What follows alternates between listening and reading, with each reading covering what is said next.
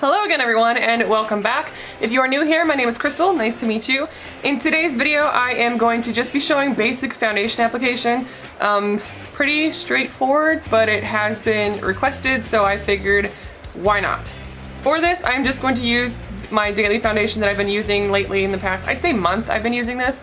I just really like the formula of it and it just looks really nice on the skin, so that's what I've been using. It is the Dior Backstage Face and Body Foundation. So obviously I have two here. That is because I was I do not have a Sephora around me or an Ulta or anything like that, any makeup stores really. And I ordered online and I saw this color and I'm online and I'm like, ooh, that looks like it might be for me. So I get it and it was way too dark. So I'm like, okay, this one might be like it's for me, and I get it and it was too light. So I mixed the two together and bam, I got the perfect color. And it only cost me twice the price as one bottle. Now I know I could have sent it back and gotten like the right color or whatever, but I just figured I'll use these anyway, so screw it. Before I apply my foundation, I obviously always wash your face.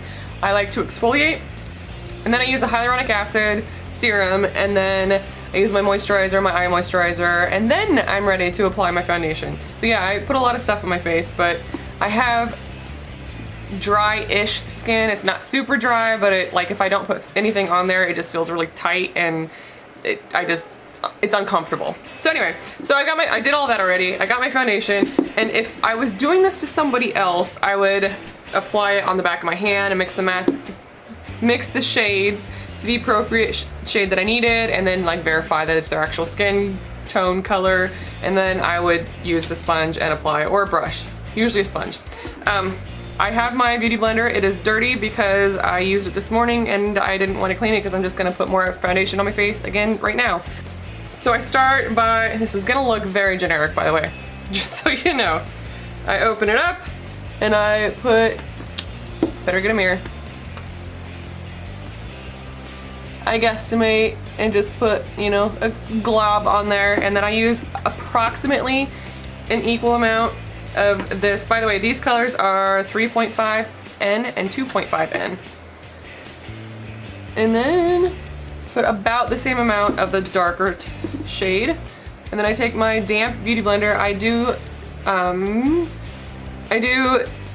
wet it with water, and then I squeeze out the excess, and then I use a towel and squeeze it to get like even more of the dampness out of there. And all I do is smush that into my face. And I make sure, when you're applying foundation, make sure you go down your neck and over your ear, because otherwise you're gonna have a definite line. And I usually, with that first bit, will have enough for half of my face, at least half of my face. Now I'm gonna do that on the other side, and then I will come back and show you what I do after that. Okay, so I have that fairly smoished into my face, and then I do take it up into the hairline, because again, otherwise you're going to have a definitive line. And I was doing this, I was blotting my face for probably a good minute, at least a good minute. Maybe even two. Just to make sure I don't have any globs and I cover all of the area, all of the surface area. Now, a tip to avoid looking cakey, and this will work with any foundation. Well, most foundations. No, I'm not gonna say it's gonna work for, like, you know, super horrible formulas, but a good tip that I got from Wayne Goss. He is a makeup artist, and I saw it's on his YouTube channel, so if you don't know who that is, check out Wayne Goss on YouTube. And then he takes a tissue, just a regular Kleenex, puts it on top of the sponge, and then lightly dab that over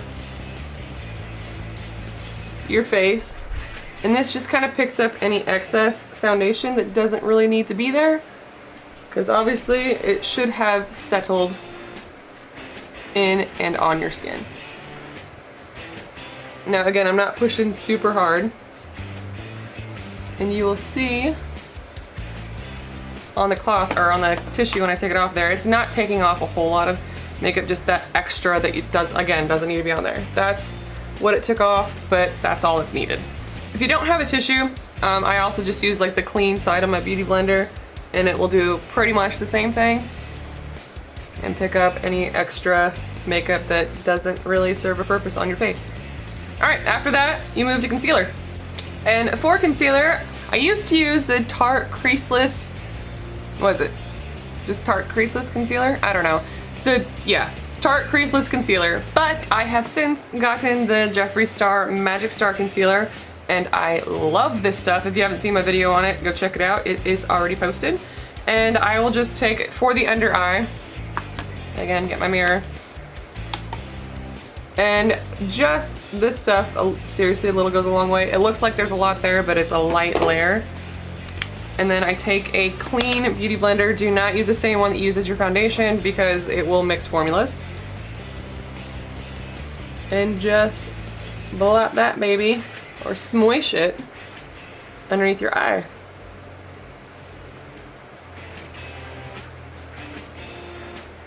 Until it's nicely blended out into your foundation. And usually what I used to do for my under eye, I would take a brush and my Laura Mercier setting powder and kind of just lightly set that with a powder, a very light powder, because I didn't want the drying effect that a setting powder tends to have. However, since I've tried the Jeffree Star Magic Star setting powder, there we go, I actually take my same sponge, which I never used to do this before because I thought it was going to apply too much, but I actually do like the application of it, and I just I dip it in there and tap off whatever excess I can, and then apply it in the same fashion that you would your foundation and concealer, just to the under eye here.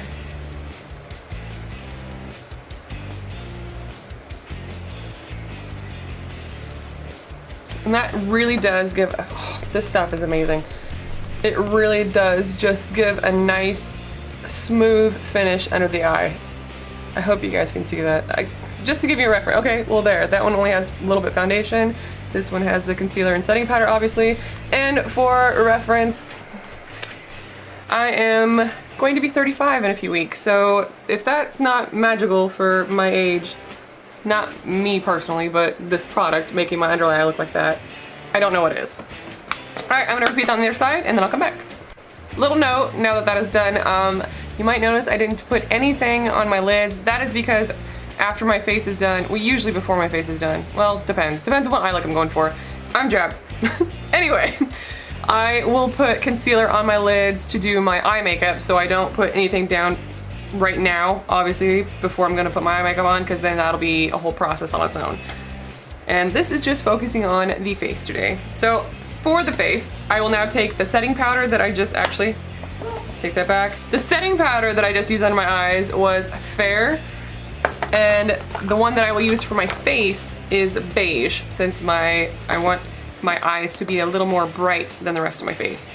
So I will just open that up, tap some into the lid. Oh, hopefully I can do this without making a huge mess.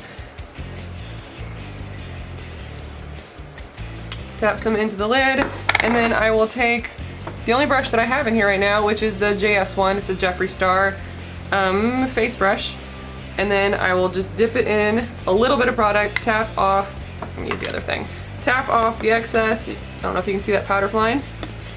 And then instead of like going in and just making some circular motions and stuff on my face, I like to just like stipple it into the skin. Oh, this stuff smells so good.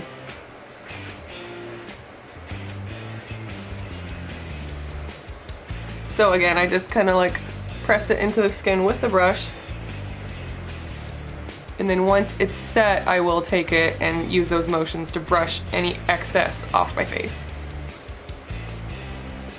Okay, well that is it for this video. Pretty short and sweet. That was just foundation and concealer and setting powder application. That's how I would apply it on a normal day-to-day basis. If you guys have any questions about anything I use, as always, write them below, shoot me a message, let me know what you'd like to see next.